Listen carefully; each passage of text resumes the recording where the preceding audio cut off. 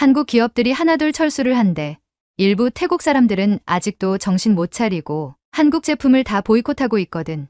그런데 우리가 한국 없이 정말 살아갈 수 있을까? 이대로 가면 일자리는 물론이고 관광객까지 다 잃게 생겼다고. 여기 본인의 일을 떠나서 자기 나라까지 위태로워질 거라고 하면서 걱정하는 한 여성이 있는데요. 이 여성에게 일어난 사연을 오늘 들려드리려고 합니다. 바로 사연 시작하겠습니다. 저는 태국과 한국이 서로에게 나를 세우는 날이 올 거라고는 상상도 못했어요. 그런데 지금 2024년이고 우리 두 나라 사이의 긴장이 정말 심각해졌어요. 말 그대로 칼로 베일 정도로 팽팽해요. 처음에는 별거 아닌 문제에서 시작됐어요. 그 누구도 처음엔 심각하게 받아들이지 않았거든요. 태국 사람들이 몰래 한국에 불법으로 들어가기 시작한 거예요. 일부는 범죄에 연루되었고 그게 한국 사람들을 화나게 했죠. 그래서 한국 정부는 태국 사람들이 한국에 입국하는 걸 더 어렵게 만들었어요. 이제 한국에 가고 싶으면 한참을 기다려야 하고 온갖 서류 작업을 다 해야 돼요. 정말 골치 아픈 일이 됐죠. 우리 태국 사람들은 그게 굉장히 모욕적이라고 느꼈어요. 그래서 우리는 한국에 타격을 주기로 했죠. 그들의 돈줄을 건드리는 거예요. 한국 제품을 안 사기로 했어요. 더 이상 한국산 핸드폰도, 한국산 차도, 한국 화장품도 사지 않는 거예요. 뭐든지 한국산이면 전부 불매 운동을 했어요. 처음엔 좀 우습다고 생각했어요. 저도 한국 드라마를 정말 좋아하는데 갑자기 주위 사람들이 한국 드라마는 들어본 적도 없는 것처럼 굴더라고요. 제 친구 나띠는 자기가 좋아하던 K-팝 앨범들을 다 버리기까지 했어요. 그런데 어느 순간부터 비어있는 한국 가게들이 눈에 들어오기 시작했어요. 거리가 한국 관광객들로 북적이던 때와는 너무 달라서 그때서야 이게 장난이 아니라는 걸 깨달았어요. 안녕하세요. 저는 니란이라고 합니다. 저는 25살이고 기술업계에서 일하고 있어요. 저는 항상 한국의 놀라운 기술을 존경해왔어요. 그들의 로봇을 본 적 있어요?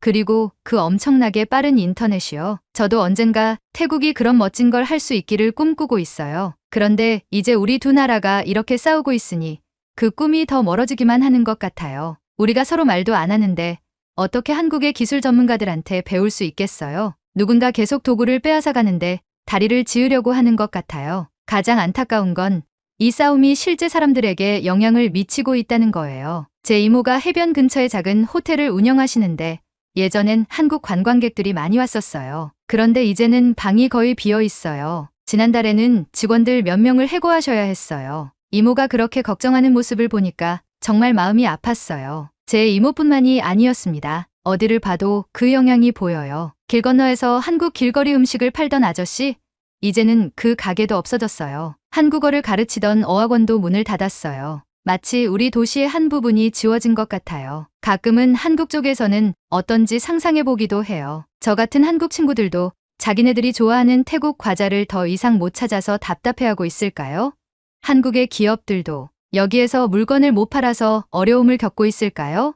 생각해보면 사무실에 앉아있는 사람들이 내린 결정이 우리 같은 평범한 사람들의 삶을 이렇게 바꾸고 있는 게 참 이상해요. 근데 진짜 웃긴 건 이 모든 일에도 불구하고 저는 여전히 한국의 기술을 존경하고 있다는 거예요. 얼마 전에 한국에서 새로 나온 인공지능이 책 한 권을 다 쓴다는 영상을 봤어요. 정말 놀라웠어요.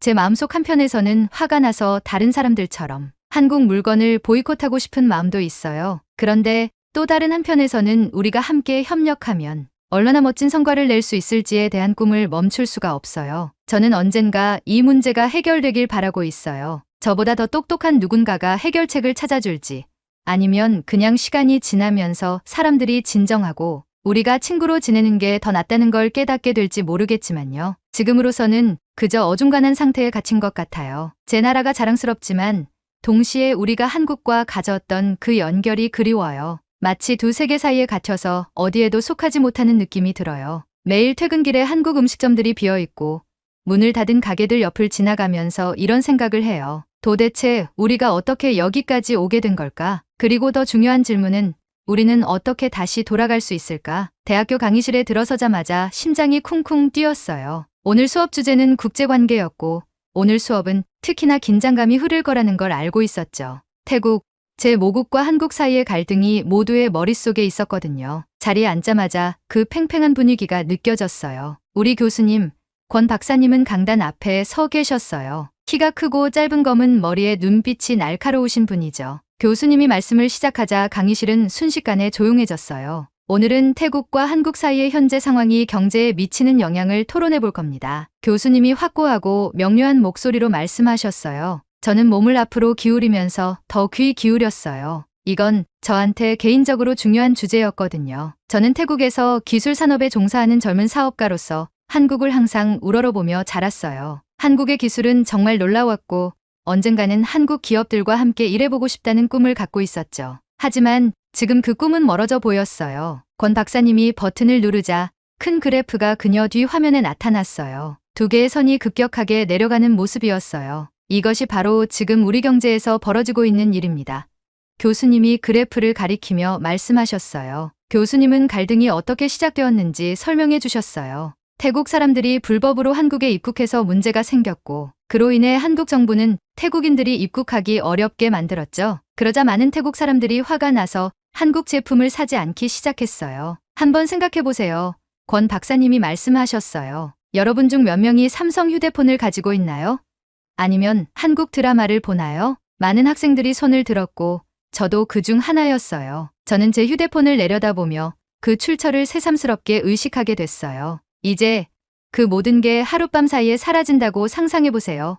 교수님이 이어가셨어요. 저는 상상해보려고 했어요. 더 이상 한국 기술도 K-팝도 한국 화장품도 없는 세상. 정말 상상하기 힘들었어요. 하지만 이건 단지 휴대폰이나 TV 프로그램에 관한 문제가 아닙니다.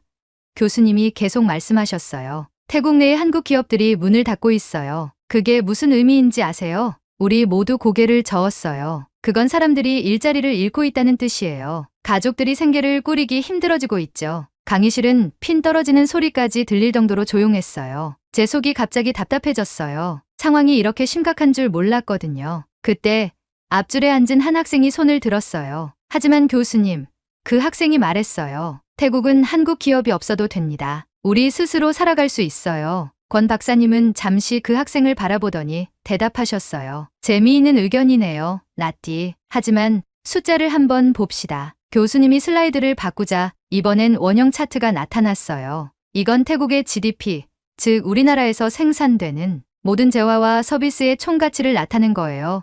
교수님이 설명하셨어요. 이 부분을 보세요. 우리 경제에서 관광업이 차지하는 비율이죠. 그 비율은 제가 예상했던 것보다 훨씬 컸어요. 이제 한국인 관광객들이 우리 관광업에서 큰 부분을 차지했었어요. 하지만 갈등이 시작된 이후 그들이 오지 않게 됐어요. 호텔은 텅 비고 식당들은 문을 닫고 가이드들은 일자리를 잃었죠. 저는 푸켓에서 관광 가이드로 일하는 사촌이 생각났어요. 그 사촌이 요즘 일이 얼마나 없는지 불평했던 게 떠올랐죠. 이제 그 이유를 알겠더라고요. 하지만 단지 관광만의 문제가 아닙니다. 교수님이 계속 말씀하셨어요. 한국 기업들은 수천 명의 태국인 노동자를 고용하고 있어요. 그들은 태국 기업들로부터 물품을 사들이고 우리 학교와 병원을 운영하는 데 필요한 세금을 냅니다. 교수님은 잠시 말을 멈추고 강의실을 둘러보셨어요. 우리는 생각보다 더 긴밀하게 연결되어 있어요. 제 머릿속이 어지러워지기 시작했어요. 저는 항상 세계화가 긍정적인 것이라고만 생각했어요. 나라들이 함께 협력하고 성장하는 방식이니까요. 하지만 이제 그 이면도 보이기 시작했어요. 나라들이 싸우면 고통을 겪는 건 정부뿐만이 아니라 저와 같은 평범한 사람들도 포함된다는 걸 깨달았어요. 토론이 점점 뜨거워지자 저는 갈등을 느꼈어요. 한편으로는 나띠의 말에 동의하고 싶었어요. 태국은 독립적으로 살아갈 수 있어야 하지 않나요? 하지만 또 다른 한편으로는 권 교수님 말씀이 맞다는 걸 알았어요. 우리는 그저 세상과 단절할 수는 없었죠. 저는 심장이 쿵쿵거리며 손을 들었어요. 교수님, 떨리는 목소리로 말했어요. 이 갈등을 해결할 방법은 없을까요? 두 나라 모두 손해를 보고 있는 것 같아요. 교수님은 저를 보며 미소를 지으셨어요. 아주 좋은 질문이에요, 니란. 그리고 그것이 바로 지금 양국의 외교관들과 지도자들이 풀려고 하는 문제랍니다. 수업이 끝날 때까지 저는 계속 더 큰 그림을 생각하게 됐어요. 이건 더 이상 단지 태국과 한국의 문제가 아니었어요. 서로 보이지 않는 곳에서 나라들이 얼마나 의존하고 있는지 깨닫게 됐죠. 그리고 이런 세상에서 정말 독립적으로 살아갈 수 있는 나라가 있을까 하는 생각이 들었어요. 수업이 끝나고 강의실을 나서면서 저는 압도되면서도 동시에 영감을 받았어요. 앞으로의 길이 험난하겠지만 두 나라 간의 간극을 좁힐 방법을 찾고 싶다는 결심이 더 강해졌어요. 어쩌면 기술이 그 해결책의 일부가 될 수 있겠다는 생각이 들었고, 그 과정에서 제가 중요한 역할을 할 수 있기를 바랐어요. 믿기지 않았어요. 교실 토론이 예상치 못한 방향으로 흘러가면서 제 심장은 쿵쾅거리기 시작했어요. 모든 건 우리 반에 있던 한국인 학생, 하연이가 손을 들면서 시작됐어요. 그녀는 뭔가 할 말이 있었고 눈빛에서 걱정이 엿보였어요. 뭔가 말해도 될까요? 하연이는 거의 속삭이듯 말했어요. 우리 교수님, 권 박사님이 고개를 끄덕였어요. 물론이지. 하연아, 말해봐. 하연이는 깊게 숨을 들이쉬더니 이야기를 시작했어요. 제 사촌이 서울에 있는 큰 병원에서 일해요. 그녀가 말했어요. 성형수술을 받으러 오는 사람들이 많이 찾는 그런 병원이요. 저는 자연스레 앞으로 몸을 기울였어요. 성형수술은 한국에서 흔한 일이었는데 하연이가 왜 갑자기 이 이야기를 꺼내는지 궁금했어요. 요즘 그 병원에 중국인 환자들이 점점 많아지고 있어요. 하연이는 계속 말했어요. 그 사람들이 한국 연예인처럼 보이려고 성형수술을 받으러 와요. 근데 그게 무서운 건 아니에요. 교실 안이 조용해졌어요. 평소에 들리던 속삭임이나 종이 넘기는 소리마저 멈췄고 모두가 하연이의 말을 집중해서 듣고 있었어요. 그 사람들 중 일부는 단순히 성형수술을 받으러 온 게 아니에요. 그녀의 목소리는 더 낮아졌어요. 그들은 한국인의 신분을 훔치려고 해요. 제 눈이 커졌어요. 신분을 훔친다고? 그게 무슨 의미지? 하연이가 설명했어요. 그 사람들이 암시장에서 가짜 신분증과 여권을 사고 있어요. 그걸 이용해서 자신들이 한국인인 척하는 거죠. 제 사촌은 어떤 사람들은 이 가짜 서류에 500만 원이나 지불한다고 들었대요. 머릿속에서 빠르게 계산을 했어요. 그게 거의 4,000달러 정도였어요. 대체 왜 그렇게 많은 돈을 내고 다른 나라 사람인 척하려고 하는 걸까요? 근데 왜요?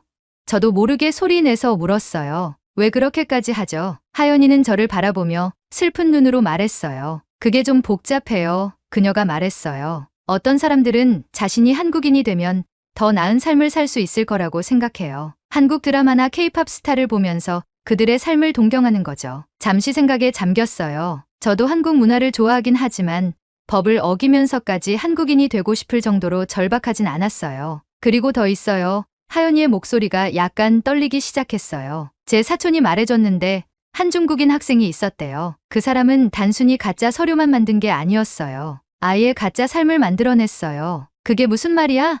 다른 학생이 물었어요. 하연이가 설명했어요. 그 사람은 사진 편집 프로그램을 이용해 가짜 가족 사진을 만들었어요. 한국에서 자랐다는 가짜 이야기까지 써냈죠. 심지어 한국어를 너무 잘 배워서 아무도 의심하지 않았어요. 등줄기를 따라 서늘한 기운이 흘렀어요. 마치 스파이 영화에 나올 법한 이야기였는데 이건 현실이었어요. 그 사람은 가짜 신분으로 한국 대학교에 들어갔어요. 하연이는 계속 말했어요. 몇 달 동안 아무도 그가 진짜 한국인이 아니란 걸 몰랐어요. 그래서 어떻게 들켰어? 저는 더 이상 호기심을 참지 못하고 물었어요. 하연이의 얼굴은 더 심각해졌어요. 시험에서 부정행위를 하다 걸렸어요. 그녀가 말했어요. 근데 더 이상한 건 그 일이 호주에서 벌어졌다는 거예요. 교실 안에서 혼란스러운 웅성거림이 퍼졌어요. 호주라니? 그게 이 이야기랑 어떻게 연결되는 거지? 그 사람은 교환학생 프로그램으로 호주에 갔었대요. 하연이는 설명했어요. 호주 학교에서 부정행위로 걸리자 그 학교가 그 사람의 한국 대학교에 연락을 했고 그때 모든 게 밝혀진 거죠. 그 상황을 상상해 보려 했어요. 한 번의 실수로 모든 가짜 삶이 무너져 내리는 순간을 말이에요. 무서우면서도 동시에 안타까운 느낌이 들었어요. 제일 무서운 건 하연이는 이제 거의 속삭이듯 말했어요. 이게 한 사람의 이야기가 아니라는 거예요. 이런 일을 하는 사람들이 여러 그룹이 있고 돈만 있으면 누구나 가짜 한국 신분을 살 수 있대요. 교실은 다시 침묵에 잠겼어요. 모두가 충격에 빠진 얼굴이었어요. 이제 이건 단순한 성형수술이나 케이팝 스타를 닮고 싶다는 얘기가 아니었어요. 훨씬 심각한 문제였어요. 근데 진짜 한국인들은 어떻게 되는 거야? 누군가 물었어요. 그들의 신분이 도용당하면? 하연이는 고개를 저었어요. 문제가 많이 생기고 있어요. 그녀가 말했어요. 아무 잘못도 없는 사람들이 자신이 하지 않은 일로 곤경에 처하는 경우도 있고요. 심지어 이제는 진짜 한국인들조차 추가 신분증을 요구받고 있어요. 누군가 제 신분을 훔쳐간다면 어떨까 생각해봤어요. 마치 누군가가 저를 지우고 제 자리를 차지하려는 것 같은 기분이 들 것 같았어요. 상상만 해도 속이 울렁거렸어요. 그리고 이건 한국에서만 벌어지는 일이 아니래요. 하연이는 덧붙였어요. 제 사촌말로는 다른 나라에서도 비슷한 일이 벌어지고 있다고 들었어요. 하연이의 이야기가 끝나자 교실 안은 다시 수많은 이야기로 가득 찼어요. 모두가 질문하고 의견을 나누고 걱정하기 시작했어요. 하지만 저는 그저 가만히 앉아서 이 모든 걸 받아들이려고 애쓰고 있었어요. 이제 더 이상 이건 단순히 한국과 태국의 이야기가 아니었어요. 가짜 신분증이나 성형수술의 문제가 아니었죠. 이건 그보다 훨씬 큰 문제였어요. 우리가 누구인지, 그리고 어떤 사람들은 다른 사람이 되기 위해 얼마나 멀리까지 갈 수 있는지에 대한 이야기였어요. 주위를 둘러보니 제 반 친구들도 모두 깊은 생각에 잠겨 있는 게 보였어요. 이 이야기는 우리에게 뭔가 변화를 주었어요. 세상이 더 닿게 느껴지면서도 동시에 훨씬 더 복잡하게 보였어요. 이제 다시는 신분이라는 개념을 예전처럼 보지 못할 거라는 걸 직감했어요. 그리고 이건 그저 시작일 뿐이라는 느낌이 들었어요. 믿기지가 않았어요. 하연이가 하는 이야기는 마치 영화 속 한 장면 같았지만 이건 현실이었거든요. 그녀가 말을 이어갈 때마다 제 심장은 점점 더 빠르게 뛰기 시작했어요. 어떤 중국인 학생이 있었어. 하연이가 살짝 떨리는 목소리로 말했어요. 그 학생은 단순히 신분을 도용한 게 아니라 아예 새로운 삶을 만들었어. 그것도 한국인으로 말이야. 저는 의자에 몸을 앞으로 기울이면서 그녀의 말을 놓치지 않으려 했어요. 교실은 너무 조용해서 바늘 떨어지는 소리까지 들릴 것 같았어요. 하연이는 깊게 숨을 들이마시더니 이야기를 이어갔어요. 그 사람 정말 똑똑했어. 처음엔 한국인 가족의 가짜 사진을 만들었대. 컴퓨터 프로그램을 이용해서 자기 얼굴을 옛날 사진에 넣었어. 그리고 한국에서 자란 것처럼 이야기를 지어냈지. 한국어도 원어민처럼 들리게 연습했어. 얼마나 많은 시간과 노력이 들었을까 상상해봤어요. 아마 몇 달, 아니 몇 년의 계획과 연습이 필요했을 거예요. 생각만 해도 무서웠어요. 근데 그게 다가 아니야. 하연이가 말했어요. 어떻게 했는지 모르겠는데 가짜 서류들도 구했어. 출생증명서, 학교 기록 다 준비됐지. 그 서류들이 너무 진짜 같아서 결국 한국의 한명문 대학에 입학까지 했어. 교실 여기저기서 놀라는 소리가 들렸어요. 저도 등골이 오싹해졌어요. 어떻게 그런 식으로 대학에 들어갈 수 있었을까? 하연이는 우리 표정을 보며 고개를 끄덕였어요. 나도 믿기 힘들었어. 근데 더 충격적인 건 이 사람은 몇 달 동안 그 가짜 한국인으로 살았다는 거야. 아무도 의심하지 않았어. 친구도 사귀고 동아리 활동도 하고 심지어는 연애까지 했대. 전부 가짜 신분으로 말이야. 저는 그가 느꼈을 스트레스가 얼마나 컸을지 생각해 봤어요. 언제 발각될지 몰라서 매일 불안했을 텐데 왜 그런 위험을 감수했을까? 그래서 어떻게 걸린 거야? 누군가가 물었어요. 하연이의 눈이 커졌어요. 그게 제일 놀라운 부분이야. 한국에서 걸린 게 아니라 호주에 교환학생으로 갔을 때 다 들통난 거야. 그 순간 저는 더 혼란스러워졌어요. 대체 호주에서 어떻게 이 일이 밝혀진 걸까? 시험에서 부정행위를 하다가 걸렸어. 하연이가 설명했어요. 처음엔 그냥 일반적인 부정행위 사건이었는데 호주 대학이 한국에 이 일을 보고하면서 상황이 복잡해진 거지. 저는 이제야 일이 어디로 흘러갈지 감이 잡혔어요. 하지만 상황은 생각보다 더 심각했어요. 한국 대학에서 이 학생을 호주로 보낸 기록이 없었던 거야. 하연이가 말했어요. 그래서 사람들이 이 사람에 대해 더 깊이 조사하기 시작했지. 결국 그의 신분 전체가 가짜라는 걸 알아냈어. 이건 단순히 대학 문제를 넘어서 국제적인 사건이 되어버렸어. 교실 안은 수많은 속삭임과 놀람의 목소리로 가득 찼어요. 제 머리는 빙글빙글 도는 것 같았어요. 이게 이렇게 큰 사건일 줄은 상상도 못했거든요. 소란이 조금 가라앉자 하연이는 이야기를 계속했어요. 처음엔 그가 진짜 한국 학생인 줄 알았어. 소문이 빠르게 퍼졌고 한국 학생들이 부정행위를 한다는 얘기가 나돌았어. 한국의 이미지가 나빠진 거지. 저는 얼굴을 찡그리며 그게 얼마나 억울할지 생각했어요. 한 사람의 행동이 한 나라의 평판에까지 영향을 미친 거니까요. 시간이 좀 걸렸지만 결국 진실이 밝혀졌어. 하연이가 말했어요. 그 사람이 사실은 한국인이 아니라 중국인이었다는 걸 알아낸 거지. 하지만 그때는 이미 피해가 컸어. 사람들은 화가 났고 혼란스러웠지. 이 일 때문에 중국, 한국, 그리고 호주 사이에도 문제가 생겼어. 저는 고개를 저으며 믿을 수 없다는 표정을 지었어요. 한 사람의 거짓말이 이렇게 큰 문제를 일으킬 수 있다니. 하지만 하연이의 다음 말이 저를 소름 끼치게 했어요. 더 무서운 건 이게 단지 그 사람 혼자 한 일이 아니라는 거야. 그녀가 말했어요. 경찰이 알아낸 건 이런 짓을 하는 사람들이 무리로 활동하고 있다는 거였어. 가짜 한국인 신분을 암시장에서 팔고 있대. 그리고 이건 한국만의 문제가 아니야. 다른 나라들까지 퍼지고 있어. 주위를 둘러봤어요. 모두들 저와 같은 충격을 받은 얼굴이었어요. 이제 이건 단지 한 학생의 이야기가 아니었어요. 거대한 지하 조직의 문제였죠. 근데 왜?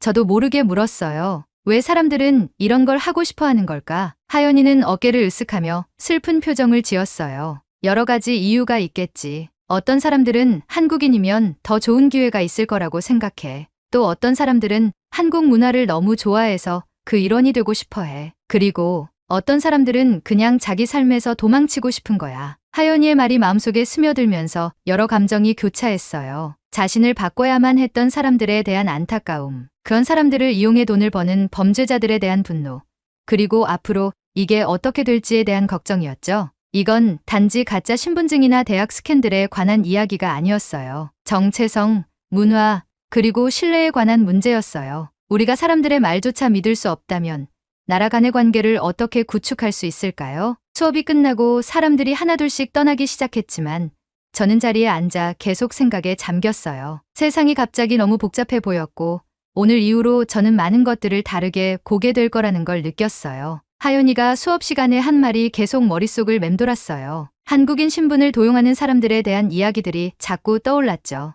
마치 영화 속 이야기 같았지만 이건 현실이었어요. 대학교 건물에서 나오면서 따뜻한 태국 햇살이 얼굴에 닿았는데 거의 느끼지 못했어요. 생각에 빠져 있었거든요. 큰 나무 밑에 있는 벤치를 찾아서 앉았어요. 배낭이 무겁게 느껴졌어요. 마치 마음처럼요. 물병을 꺼내서 한참 마셨어요. 들은 이야기를 이해하려고 노력하면서요. 저는 원래부터 한국을 정말 좋아했어요. 한국의 기술, 음악, 문화 모든 게 멋지고 발전된 것처럼 보였거든요. 언젠가 한국의 기술 회사들과 함께 일하는 게 제 큰 꿈이었어요. 그게 태국의 기술 산업을 더 발전시키는데 도움이 될 거라고 생각했죠. 하지만 하연이의 이야기를 들은 후로는 확신이 안 섰어요. 이제는 그저 비즈니스나 기술의 문제가 아니었거든요. 사람들의 삶, 그들의 정체성에 관한 문제였어요. 그 중국인 학생이 생각나더라고요.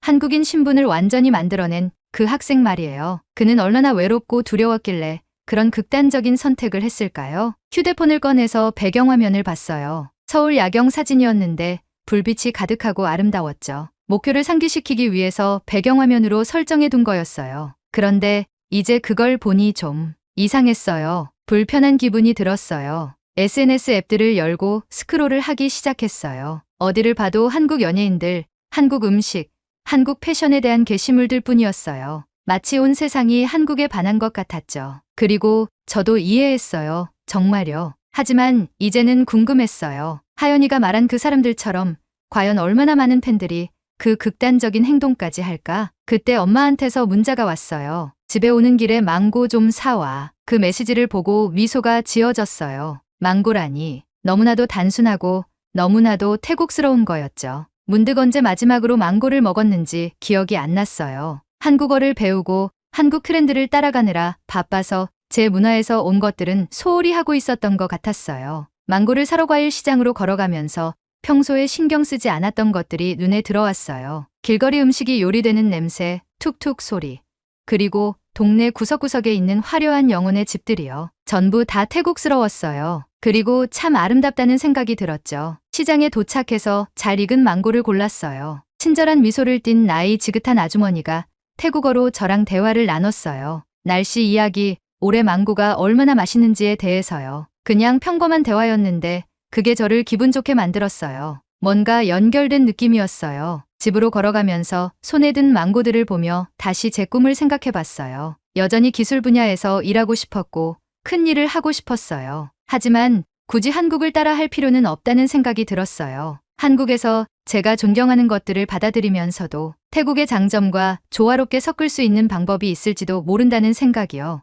요즘 태국과 한국 사이에 일어나는 문제들이 떠올랐어요. 불매운동, 화난 사람들, 문을 닫는 사업들, 전부 다 너무 의미 없어 보였어요. 서로 더 잘 이해하려고 노력하기만 하면 배울 게 얼마나 많을 텐데요. 집에 도착해서 망고 하나를 잘라서 먹었어요. 달콤한 맛이 어릴 적 여름날들이 떠오르게 했어요. 이게 바로 제 고향이자 제 문화, 그리고 제 기억이었어요. 이게 바로 제 정체성이었고 지킬 가치가 있는 거였어요. 그리고 자랑스러워할 가치도 있었죠. 노트북을 열고 태국의 기술 회사들을 검색하기 시작했어요. 제가 한 번도 들어보지 못한 정말 멋진 일들을 하는 회사들이 많더라고요. 다시 설레기 시작했어요.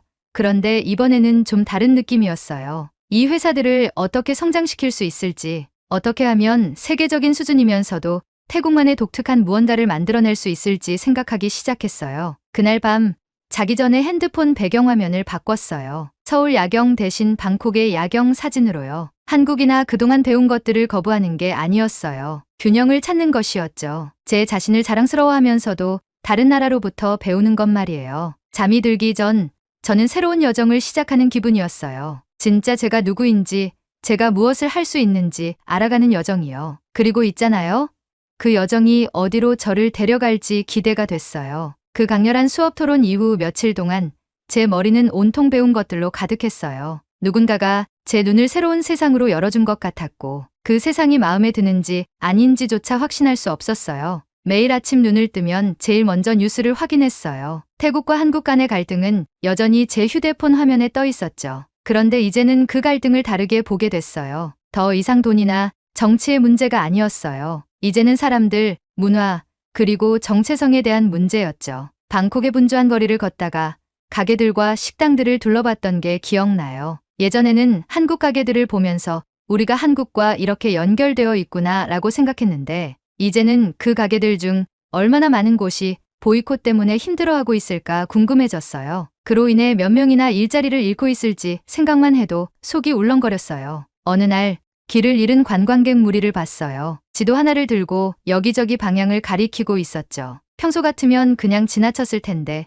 이번엔 멈춰서 도와주기로 했어요. 그들은 중국에서 온 사람들이었고 유명한 사원을 찾고 있었어요. 길을 알려주면서 문득 생각이 들었어요. 이들 중에도 하연이 이야기 속 사람들처럼 다른 누군가가 되고 싶어하는 이들이 있을까? 그 생각을 안고 제가 늘 가던 단골 커피숍으로 갔어요. 그곳은 한국계 태국인 가족이 운영하는 곳이었죠. 가게에 들어섰을 때 평소보다 손님이 적다는 게 느껴졌어요. 주인인 박 사모님은 제 단골 메뉴를 준비하면서도 얼굴에 근심이 가득했어요. 장사는 잘 되세요? 라고 물었지만 대답은 이미 예상할 수 있었어요. 그녀는 한숨을 쉬며 피곤한 눈빛으로 말했어요. 별로야.